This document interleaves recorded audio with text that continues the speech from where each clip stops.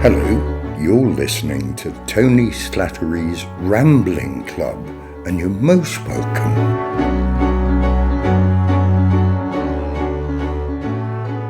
Well, it's Friday, it's 5 to 5, and that means the doors to Tony Slattery's Rambling Club are open once again.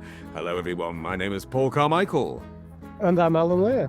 And we're a little bit concerned this week, aren't we, Alan? Because there's a certain number of envelopes turning up through the door, and they're looking a bit final demandy. It's a bit worrying, isn't it?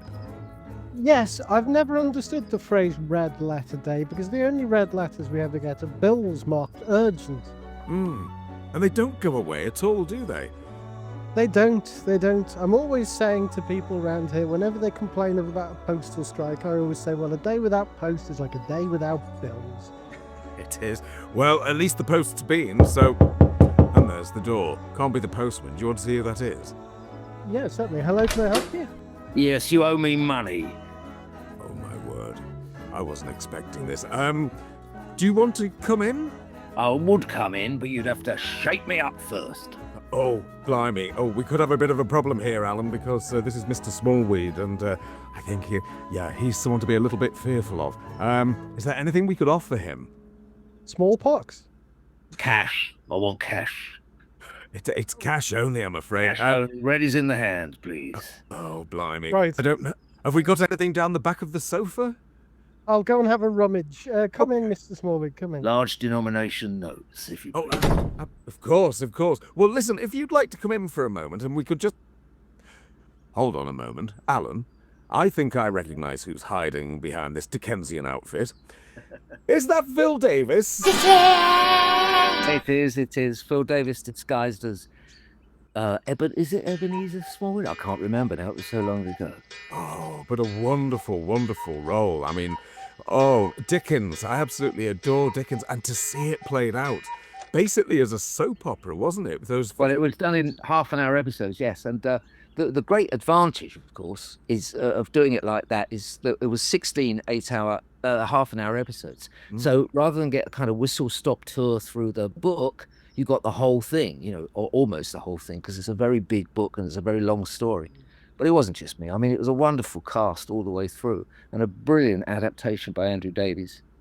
Oh, Andrew Davis is wonderful. I've loved him ever since. I think A Very Peculiar Practice is one of the first things I saw of his, and ever since then I've just loved his role. But we've no doubt we'll talk about that in a bit. So anyway, Phil, the thing is, I'm getting carried away already, but what we normally do around this time on a Friday is we give the old bingo machine a bit of a whirl and we go for a bit of a ramble. Would you like to come along with us today? Yes, please, I'd love to. Oh, wonderful. Well, then, in that case, let's give the machine a bit of a whirl and see where we end up. Off we go.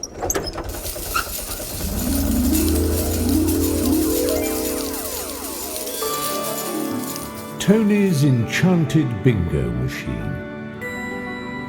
A curious contraption of cogs, levers, and glowing buttons that hums with ominous energy.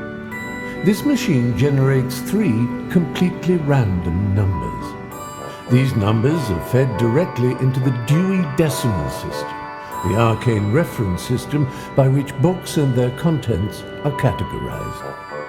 In this way, the bingo machine conjures from thin air a topic of conversation so enthralling, so wildly unexpected, that it leaves the members of the Rambling Club both bewildered and vaguely excited. And thus, another evening is saved from the brink of boredom, thanks to Tony's marvellous, possibly haunted and entirely inexplicable bingo machine.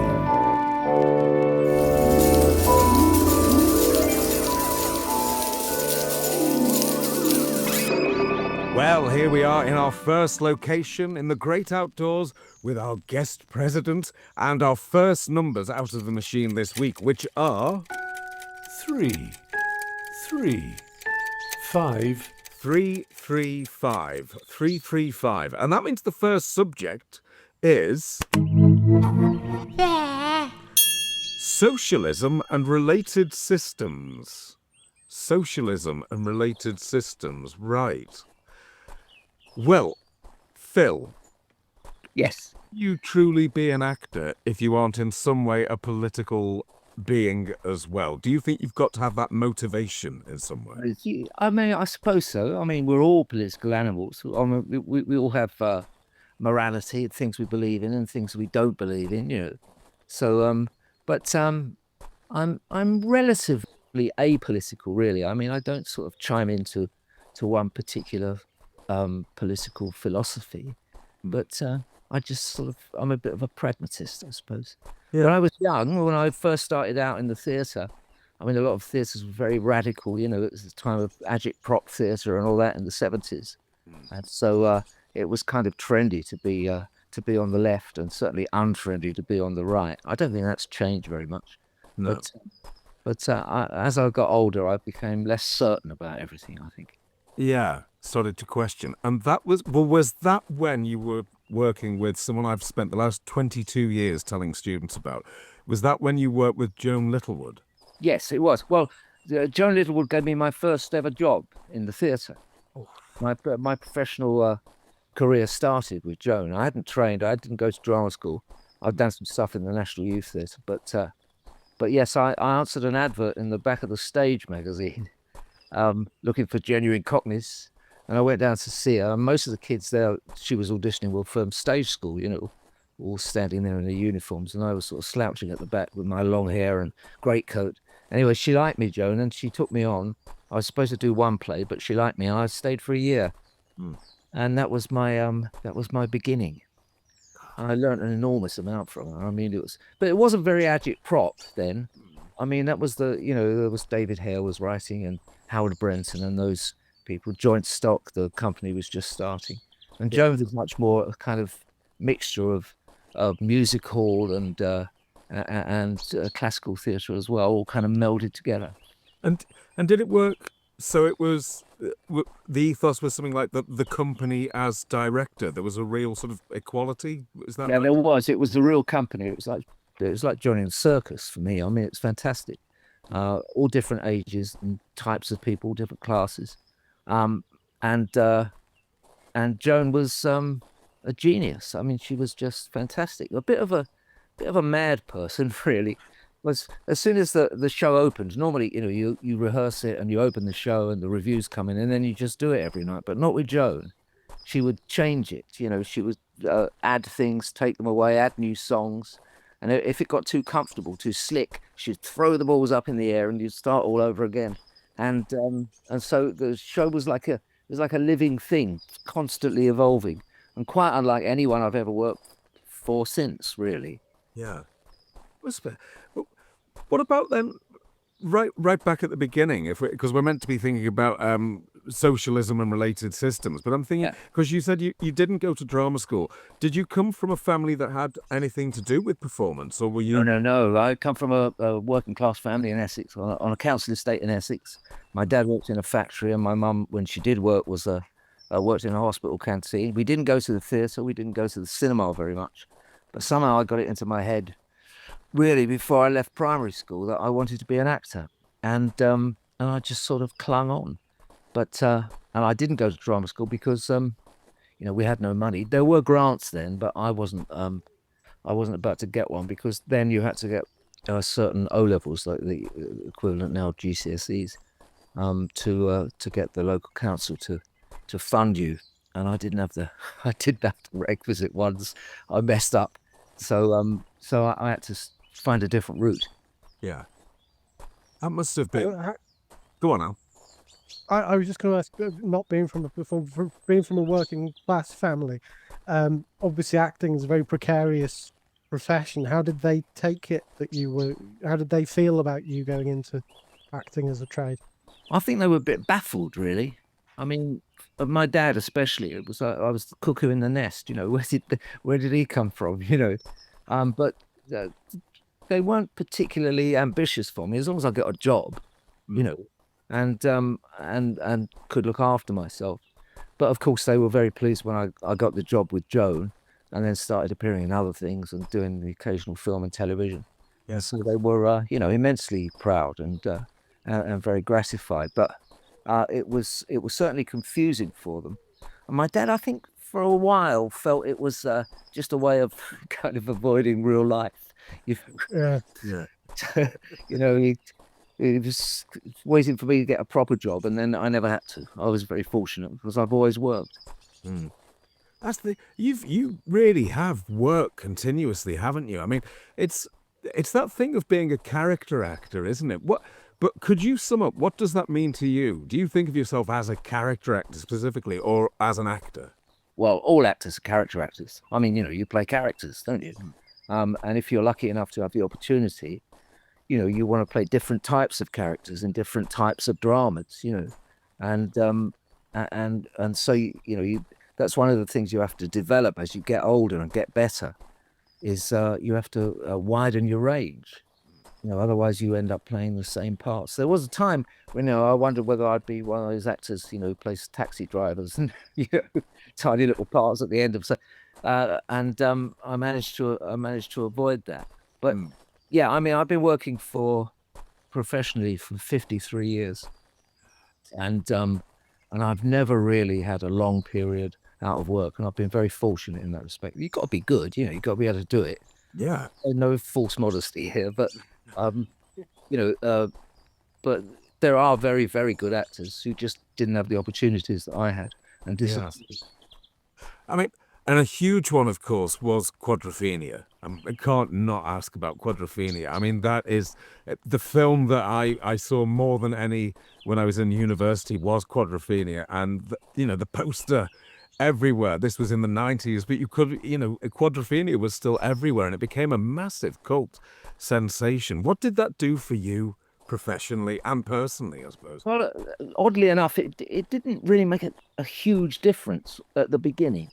When it came out, I mean, it was relatively successful, but it wasn't a game changer for any of us, really. Possibly Phil Daniels, who played the lead in it, but for most of us, I was working predominantly in the theatre then, and I just went back to working in the theatre. There wasn't really much of a British film industry, and the film, it wasn't a huge success when it started, but then like 5 years after it had been and gone, kids were still coming up into me in the street and saying, "Hey, Chalky, hello, saw you in Quadrophenia," and then 10 years, then 15 years, then 20 years, and they still do it now. White fans beep at me and someone says, "Chalky," and it's fantastic, and it seems to speak to generations of young men, of all classes and types. Yeah. So, and you've got this lovely thing that you seem to have. You've got a real interest in social realism work, haven't you? Because you've worked with Mike Leigh. Yeah. So, and again, that I suppose, like with Joan Littlewood being so different as a director, but presumably again, Mike Leigh is very different from the norm, if you like, as a director because of the improv. So, have you worked with him in that way that he does of improvisation? And yeah, all his stuff is you start off without a script, and it's a long and very complicated process. But yes, it's. I mean, Joan Littlewood and Mike Leigh are the two greatest influences on me and my life and career, really.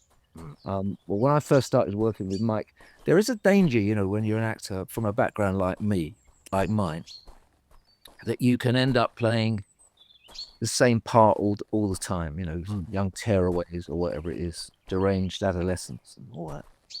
And with Mike, you create this fictional world, and you invent this character with him, and all this stuff alongside it. When I was doing Vera Drake, for instance, the one that was set in the 50s about an abortionist, I mean, I could tell you the history of Stanley Drake. He was orphaned when he was 13 and too old to go in an orphanage, so he was out in the world on his own, living around the marketplace, and all the research we did and everything. And so you're making this detailed examination of somebody else's life alongside pretending to be them. And suddenly I started to think, I can do this. The characters I play, they'll all be different. They'll all look like me, of course. They'll all be 5'6" and blonde, or white-haired now. But I thought I can do this. I can make myself into somebody else temporarily, and it was an inspiration to me working with Mike. And I've worked with him. I did my first film with him in the 70s, and up to Vera Drake, and Another Year was the last one I did with him. Yeah. So it's 40 years of work, together. So has that now sort of influenced the other roles you play? I mean, if with Mike you end up almost because it's the process, you end up creating such a character of such depth. Is that now something that you take to all the other work that you do? And so Yes, if it's necessary. I mean, I've been at it a long time, and sometimes I don't do a lot of research and I don't do a lot of thinking. I don't make lists of relatives and all that, but sometimes I do. Depends what's necessary. You know, sometimes if you're playing a character, you just find the shoes fit, and they're easy, You get it straight away, and and you don't need to do a lot of thought, and it's a kind of it's sort of organic thing. You know, you just understand them.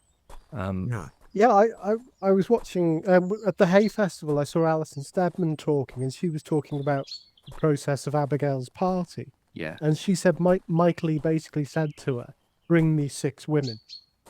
So she brought 6 women that she knew, and there was one of them who was a makeup artist who wanted to be a model. And she was saying Mike liked this character, and we sat talking about her, and I realized if she wanted to be a model, she wanted to be on a catwalk, so she probably walked leading with her shoulders and with a confident strut, and all that, as you say, that organic process of building the character up from the ground. Yes. Well, that's the way you start off. You know, you bring him a list of people you know or have known, and he chooses one, or maybe sometimes 2 or 3, and it's a kind of amalgam. And he's looking for various things, you know, whether someone is generous or someone is mean or whatever. And then there comes a time when you start doing the character. You do it standing up. But at first it's sort of clumsy and a bit over the top, kind of Frankenstein's first steps. But gradually over the months, you get used to it, and the character kind of settles down, and it becomes real. And, you know, for me, I like films about real people. I like plays about real people. You know, I like looking out my window and seeing the world out there. It's infinitely interesting, much more interesting than characters that can fly or, you know, Superman and all that nonsense. So, I mean, that's my interest. That's my thing. And, you know, it's a fascinating thing to do for a living when you're looking into other people's lives. You know, it's endlessly fascinating.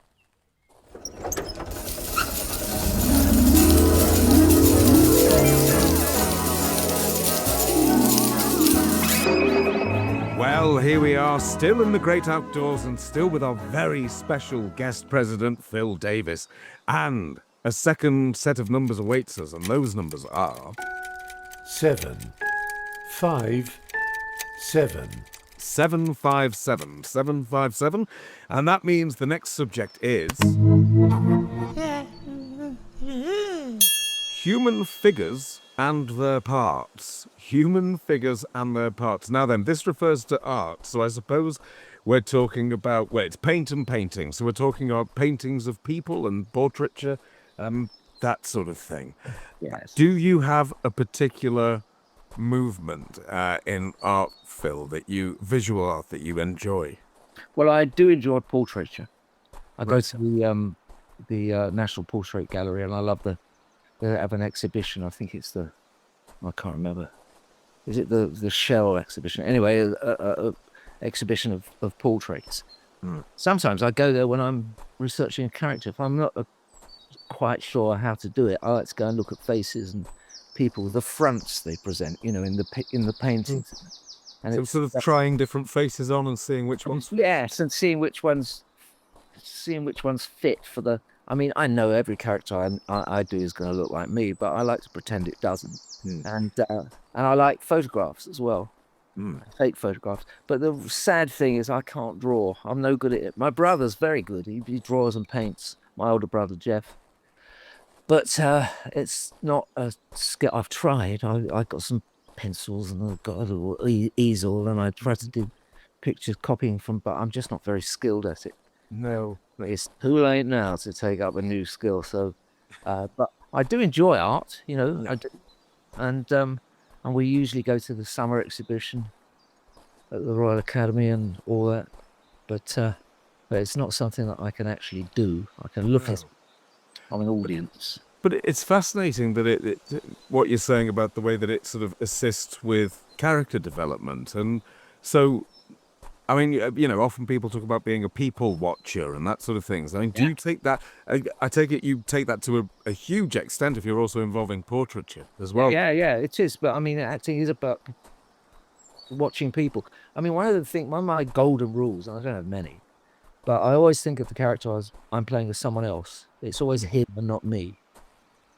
And there's great advantages to that because it removes all the vanity. You can say he's not very intelligent or he's not very good looking or whatever. It's more difficult to say that about yourself. And so you kind of remove that. But and there is a kind of equivalence between what I do and portraiture. There is. I'm kind of building up a picture of someone. Yeah. Instead of putting it on a canvas, I'm doing it. I'm pretending to be him. And so there is that kind of equivalence. It's very interesting. Mike Leigh, he trained as an artist. He went to art school first off, and then he went to drama school. And the sorts of works the sort of method he developed for making his plays and films is a kind of amalgam of those two disciplines. Yeah. It is fascinating because I always think of you as a performer that there's, I mean, I want to say the word intensity, but I think maybe it is more that there's a realism. It doesn't feel like a performance. It feels like a presence on screen. I remember when my eldest, he must have been 4 or 5, something like that, when you had a guest role in Doctor Who. Yeah. At the Pompeii episode, and you've got all of these monsters wandering around, but the thing that made him sit up and pay attention, it was the performance that you gave, which had such an intensity behind it. Is that because you're projecting something that's real, do you think? I don't know. I mean, I hope so, yes. I mean, I always try and say the lines as if I really believe them. I did a reading once, a Christmas reading at a carol concert for charity in Southwark Cathedral. And I just read when the angels came down and Thermos and all that. And someone said after me, it was very flattering, said, "Are you a Christian?" And I said, "Well, why do you think that?" And she said, "Well, you sounded as if you really believed it." And that's a very flattering thing to say, because I'm not, and I don't. But I can do it, that's the thing. And I think, I mean, sometimes it's intensity. So, sometimes you need a light touch as well if you're doing a comedy or something else, But to bring someone to life in a believable way, so they are plausible, so they look like they belong in the world and are not an actor. I hate it. I hate the kind of acting where you can see the wheels going around, And that was the thing I learned from Joan Littlewood as well. She wanted the audience to say, not isn't he marvelous, but he's just like us. He's just like my husband. Yeah. That's what she was after. Yeah. And you take that on, Tony always used to quote the motto of the footlights, which is, I forget the Latin, but the English translation is, "The art is in the hiding of the art." Yes. That's right. That's right. You don't want to show off. You don't want to grandstand. You want to step into a scene as if you've stepped in from real life. And if you can do that, then you're on a winner. I'd like to ask you about something, and this question might be a little bit me going a little too meta, but when you played Wilfred Bramble in The Curse of Steptoe. Yeah. So you're playing Wilfred Bramble, but you're playing Bramble playing a role in some scenes. So as an actor, were you playing Wilfred Bramble as Steptoe, or were you playing Steptoe, do you think? Kind of both. I mean, it's a very difficult thing when you're playing someone who really existed or really exists. You're playing a real person, not a fictional person. And I grew up on Steptoe and Son. I loved it. My mum and dad were big fans. And so I felt a tremendous responsibility. And of course, Wilfred Bramble was nothing like Old Man Steptoe. He was Irish, but he affected this rather sort of 50s British actor's accent, and all that. And he was a closet homosexual and, all that. But when we did the excerpts from the show, Jason and I had a thing on the computer and we copied what they did, insofar as we could. Yeah. We were doing impressions, but the real meat of the drama was outside of the show, outside of the episodes of Steptoe.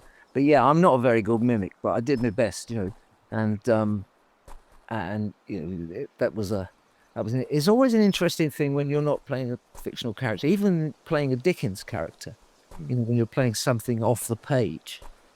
I relatively recently played Scrooge for the Royal Shakespeare Company at Stratford upon Avon.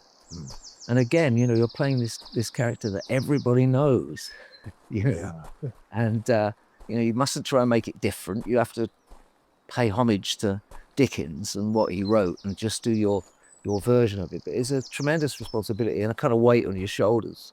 And it's much, much easier to play someone that nobody's ever met before.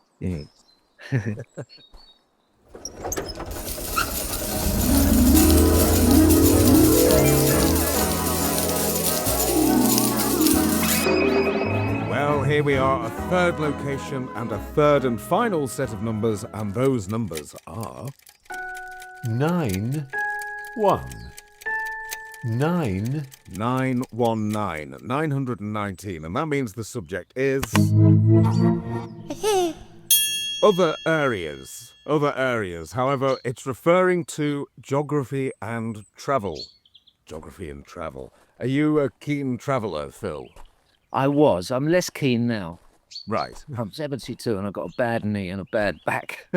So I'm not so keen on hotel beds anymore. I used to find it tremendously glamorous when I was younger, going away and filming away and staying in a hotel and staying up all night and drinking too much and all that. It's less of a thrill for me than it was then. But we like to go on holiday, of course we do.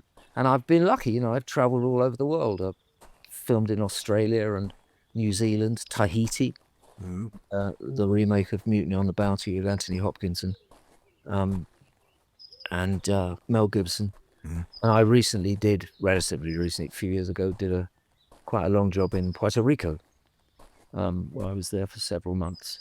And that was nice because I got the family over and they came over for a holiday. So yeah, travel is great, but the truth is, if I'm honest, home bird now. I like to stay at home. I like to work from home, and I miss my family when I'm not. Yes. Yeah. Well, with working away, I'm wondering then, because obviously you're an actor who really sort of enjoys finding the role and becoming this other person that you can step into. So I was wondering, because obviously over the last, I suppose, 30 years, we've seen rehearsal in television is not really a thing any longer. How has that affected you and your process of working in TV? Well, this is very interesting because no one's ever worked out a satisfactory method of rehearsing a film. When you try and sit in a rehearsal room, what you're doing is rehearsing how you're going to say the lines. That's it, and that's only a tiny, small part of a film. And I was recently talking to some students at the Arts Educational School, and one of them said, "How do you prepare for a role? If you're say you're doing a crime drama and you've got a small part in it, and you haven't really met anyone, and you don't know anyone, and you're going to turn up and you can't really prepare. That's the answer. You have to be pragmatic. It's much more important to know what the character had for breakfast, when the last time he had sex. Is he happy in his marriage? Is he this? Is he that? If he's walking somewhere, how anxious is he to get there on time? And all that stuff. And then step into the scene. Take that into the scene with you, rather than thinking, oh, I'm going to put the glass down on that line and I'm going to raise my eyebrows on that line. And don't do all that. Wait till you get there, because you get there and it'll all be different. The director will have set up a crane shot and you thought you were going to be sitting down. It's all different. And so you've got to be prepared for the unexpected, but you've got to know who you're playing and what the point of the scene is. but you can't prepare in the way. So I don't sit in the hotel room fretting about not having rehearsed. Just walk on set, be relaxed, be open to ideas, and then go into character and do your thing. So rehearsal, I suppose, takes place in your own head, doesn't it? And the whole preparation takes place there now. Yeah. Also, how you answer a question sometimes depends on how it's asked. And you can't rehearse that on your own, you don't know whether someone's going to be shouting at you or being nice or whatever the other actors are doing in the scene. You have to take that and respond organically. So it's about reacting as much as it's about acting. Yeah. And I've got this thing. I've got the room we're in at the top of the house, my little study. I come up here, and sometimes I read the script, read it a couple of times. And then sometimes I just put the script away and just go into character for a little bit, pretend to be him. I might walk around to the shops, just pretending to be it. Because if I can convince myself that I'm being someone else, then I can convince an audience, I can convince you and the director and the other actors. And it's not about, doing anything differently.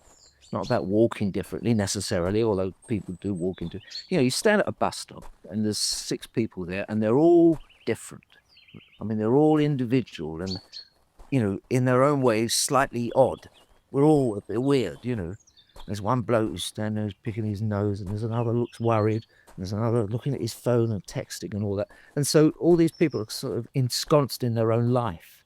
And that's what you do as an actor. And so sometimes I'd just like to experiment with putting myself in their shoes. Well, not saying anything, not practicing the lines, not rehearsing the scene, but just getting the essence of the character and then put him in the scene when you walk onto set the next day.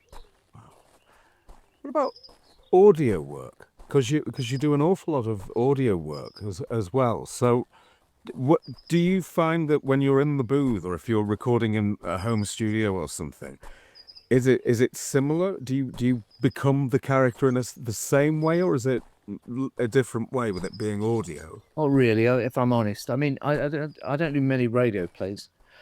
I did the narration for Who Do You Think You Are for the first seasons, and that's just technical. I mean, you just read the thing so it makes sense. Yeah.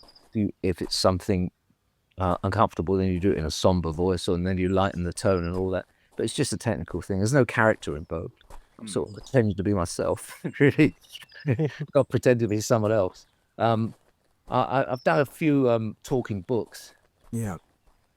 And they're difficult, because you have to do all the characters and all that. And there's only so much you can do to prepare. You can't learn the whole thing, 50 pages of it. So you're sort of flying by the seat of your pants, really. And it's not something I feel that I'm particularly good at. I don't think my voice is suitable for most things, but I do them because it's it's nice. I like to work and do stuff. Yeah. That must be a hell of a long process though, recording an audiobook. Is it a good few days to go through? No, they like you to do it very quickly. The last one I did, I think we did it in 3 days, 2.5 days. Wow. Yeah. So it's over 100 pages a day. Yeah. Wow. And if it goes wrong, if you make a mistake, then you just go back and do the sentence again. Cut out all the bad bits. But yeah, it's grueling. Yeah. What's for you as an actor then? If you could say that there was a pivotal moment where you decided that no, this is what I want to do, because you've said it was about when you were about 8 that you decided. But what was it that made something click for you? Was it seeing a certain performer, or was it something else that made you realize, no, this is what I would like to be? Because that's so young to realize it and then to stick with it. But what was it that triggered that, do you think? It's an interesting question, and I wrote a little thing about it. I don't know whether it's true or whether it's kind of true, but it may not be the whole truth. I didn't go to the theatre, so it wasn't watching other people. It was what happened to me when I did it. And I remember at school, at primary school, we had a new teacher. It was in my last year of primary school. And we had a reading lesson where we used to sit down and read these storybooks. And this new teacher asked if anyone wanted to read one out loud. I stuck my hand up and got to read it out loud, and it was a story like a marketplace, there was a market stall, and there was a couple of dodgy geezers, and there was a gossiping ladies, all cliched thing, and I did all the voices, and I surprised myself, I shocked myself, and I remember finishing it and sitting down, and I knew that something sort of significant had happened, and he said, "Oh, that was very good, Philip, very good." It was like an epiphany. And I thought, and then this teacher said to my mum at a teacher parent meeting, he said, "He's a born actor, that boy." And it kind of stuck with me. And then when I was a teenager, growing up at school, it wasn't such a happy time, because I always wondered, was I kidding myself, because I was small, a squeaky kid, and I wasn't particularly handsome. I remember getting a book from the careers officer. He used to come around once a year for the 15 and 16-year-olds who might be leaving. And he sighed when I said, "I want to be an actor, oh God." And he started quoting me how few kids go to drama school and how difficult it is and all that. And then he gave me a little booklet. "You want to be an actor," it said. And the first paragraph said, "If you want to be an actor, it's advisable to be above average height, dark, good looking, and beautifully spoken." And so, none out of 4. So I'm up against it. And 3 of which nothing you can do to change. I of course, no. have elocution lessons, but that's it. yeah. And so, but somehow I managed not to get discouraged. And there was one play I did in 1977. So I got going. I'd done a bit of work, and it was a play by Barry Keefe called Gotcha. And it was on at a tiny theatre in Soho called the Soho Poly, attached to the London Polytechnic. And it was about a kid on his last day at school, dead-end kid, coming out with a report. He's useless. And he catches 2 teachers in the science lab having a sexual tryst, and he's stashed his brother's motorbike there as a sort of, he rode it into school and thought it was this great gesture, but nobody noticed, so he stashed it in the science lab. Anyway, he holds a lighted cigarette over the petrol tank and holds them hostage, these teachers, and lets them have it, sort of speaking in tongues. It undergoes a sort of breakdown.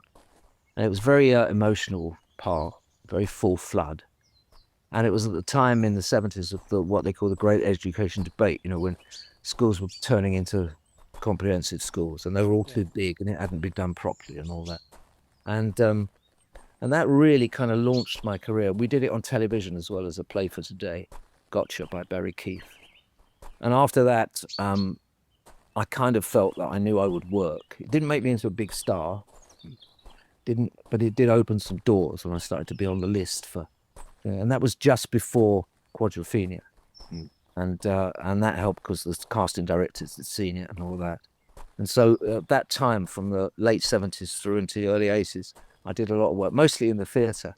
But that was the thing that kind of launched it for me. And that's when I started that and started to work with Mike Leigh, when I started to believe in myself, that it wasn't some trick I was doing, that I could be a proper, genuine, decent actor. It's graft, isn't it? It is graft. It is hard work. Even if the audience don't see it, it comes across as though if you really commit to it, it really is bloody grafting, isn't it? It is. It's also, it's self-belief. You've got to listen to yourself. That's very difficult sometimes. When there's people who seem to be far more intelligent and erudite than you, telling you things that you just know aren't true. And you have to cling on, hold on to your self-belief, and keep going. Sometimes you feel like you're swimming against the tide, and that's hard. And that happened to me when I was younger. Auditioning for jobs and people talking nonsense at me about how I should be doing it, and nobody does it now. As I said, people seem very keen to discourage you for your own good. My wife remembers a careers day at school and them asking about acting, and the careers teacher saying, go and watch any advert on the television. Look for an actor in the background doing nothing at all, just a little tiny role. 10,000 people wanted that role. Yeah, You know, I know. I mean, that's the kind of advice you get. there was a lot of discouragement in the early days, and it wasn't people being cruel or unkind to me. It was that, you know, they thought the odds were that I would fail, and you know, they wanted the best for me. In fact, I was in the National Youth Theatre. I did 3 seasons. I didn't do much in the first 2, but in the 3rd season, I had a decent part in a play called Good Lads at Heart about Borstal by Peter Turson, and the National Youth Theatre was starting a professional company, and I got a job in the coffee bar in the Shore Theatre where they were based. I thought, if I hang around, you know, maybe they'll give me a job. And their first production was Romeo and Juliet, and I hadn't seen the play. I got it out and read it. And there was a tiny part. Peter, he was the Capulet's servant. He only had 1 scene, and I went to Michael Croft and said, if he hadn't cast that part, would he consider me for it? And he said, all right. He said, I'll think about it. And he gave the impression he thought I had a bit of a cheek, but, you know, he quite liked the balls to go and ask him. And then he came to me about a week later, and he said no. And he said, we don't think you should pursue a career as a professional actor. We don't feel you've got the range. And of course, it was very upsetting and devastating. But that's the thing. I didn't stop. I didn't give up. And a couple of weeks later, or a month later, I answered that advert in the back of the stage and got a job with Joan Littlewood. So, you know, so you're going to get that. And it wasn't that he was being unkind. That's just what he thought. And he was wrong.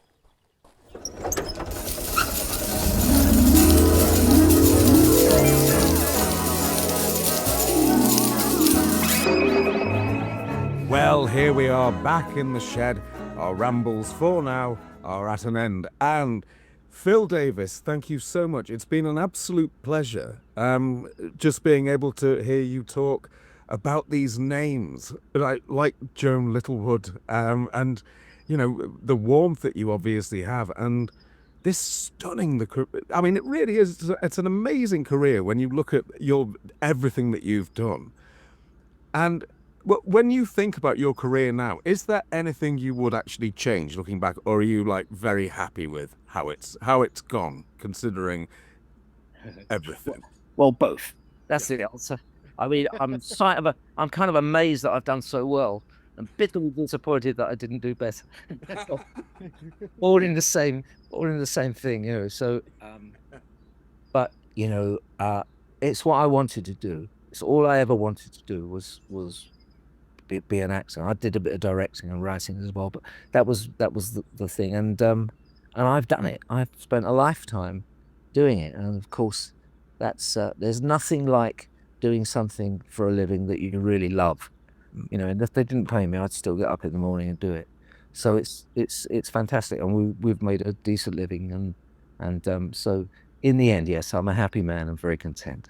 Wonderful. Well, listen, thank you so much for joining us. It's been an absolute pleasure. And thank you to everyone at home for listening. And of course, we hope that you enjoyed this week's meeting of the Rambling Club. The club meets every Friday, but if you'd like to get in touch in the meantime, here's how you can find your fellow members. The show's official website is at www.tonyslattery.com, and you can get in touch on the contact form on the website. We're on Twitter at Slattery Live. Please feel free to use the hashtag TSLC to discuss any of this week's topics. I'm still on Twitter at Paul Carmichael V, but you can find me on Blue Sky now, Paul Carmichael UK, and you can find Rambling Club on Blue Sky as well. And Tony also has a Dickensian Facebook group at www.facebook.com/group/TheTonySlattery. And he's on Instagram as well, at Tony_Slattery_official. And if people want to join this week's guest, President Phil Davis, on social media, where can they find you, President Phil? You can find me on Twitter at PhilDavis6, and I have a Facebook page, Phil Davis. Thank you. And if people want to join the Rambling Club for themselves, Paul, how do they do that? Well, the club is open 24 hours a day, 7 days a week, as you know, so all you have to do is head over to www.patreon.com/SlatteryLive, and we would be delighted to welcome you. You can find all sorts of perks there. You can hear shows in advance, and there's a special podcast you won't hear anywhere else. Every 2 weeks, it's myself and Alan and Tony's lovely partner Mark. You could suggest the numbers, all sorts of things. So head over to www.patreon.com/SlatteryLive and take a look. And if you've enjoyed us talking to guest President Phil Davis about socialism, why not go to wherever you get your podcasts and give us 5 stars? And we'll give you 5 stars. And somehow that will multiply the number of stars and everybody will be happy until tech bros Zuckerberg and Musk fuck it up for the rest of us. So, please do get in touch with us by any of those methods. We'd be delighted to hear from you. And we will be back for another ramble next Friday at 5 to 5. And we hope you'll join us again. But until then, it's a goodbye from myself, Paul Carmichael. It's a goodbye from a colleague, Mr. Alan Leigh. Goodbye. And it's a goodbye from our very special guest president this week. Thank you so much, Phil Davis. Yes, goodbye. You have been listening to Tony Slattery's Rambling Club with our special guest president, Phil Davis. He was accompanied by Stephen Fry as the voice of the bingo machine. Acting President Davis was assisted by Paul Carmichael and Alan Leigh. The music was composed and performed by Michael Livesley and Andy Frizzle. Silly voices are by Michael Livesley and the show's concept is by Paul Carmichael. Our producers are Stuart Morris and Alan Dybing, and the show's researchers is Sola Carmichael. The show's producers are Erica Lear and Mark Hutchinson, and the program was edited by Harry Carmichael. The series executive producer is Mark Strickson. Tony Slattery's Rambling Club is a Fanfinital production.